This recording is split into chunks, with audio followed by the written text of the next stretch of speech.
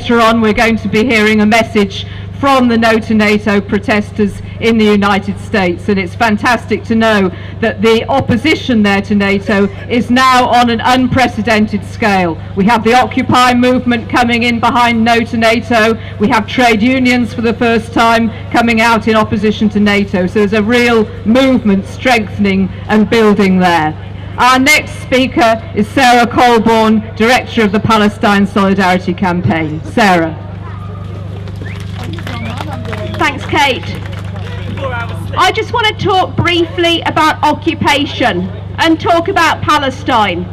And I want to nail the lie, firstly, that there is anything progressive in occupation. And you'll hear a lot over the next few days, as you have over the last few decades, about how occupation helps the people that are under occupation, that somehow it is good for women, that it is good for lesbians and gay men. There is nothing progressive about occupation. Speak to the people themselves who are living day by day, hour by hour under occupation, and look at what's happening in Palestine. I want to talk about the hunger strike, which I'm sure all of you followed. And that amazing act that was carried out by over 2,000 Palestinians who are in prison is something that we should be very grateful for, and we should continue to support, because there are still hunger strikers in Israeli jails today. One of them is Mahmoud Sarsak. He's a young man who was in the Palestinian national football team. He was seized by the Israelis when moving from Gaza to the West Bank for training. He's been held month after month after month, supposedly being called by Israel an illegal combatant, no chance for trial, no chance even for charges. I want to talk about the responsibility of this government as well, because we were standing outside Downing Street day after day and remembering what happened in Ireland when the hunger strikers were allowed to die. And I'm really pleased that the hunger strikers in Palestine won their demands, but I want to look at why 40% of men in the West Bank are imprisoned at some stage or another. Look at the reasons why. It's because Israel is not prepared to tolerate any resistance, any challenge to their occupation. Look at Israeli Military Order 101. These are reasons why you can be arrested. Right, Military Order 101 states that attending protests, waving flags without a permit, that counts for all of you, sitting in a cafe if the military commander has demanded it closed, displaying political symbols, printing and distributing material of political significance, or an assembly of 10 or more Palestinian political characters without a permit. If we were in Israel, all of us would be imprisoned at this stage.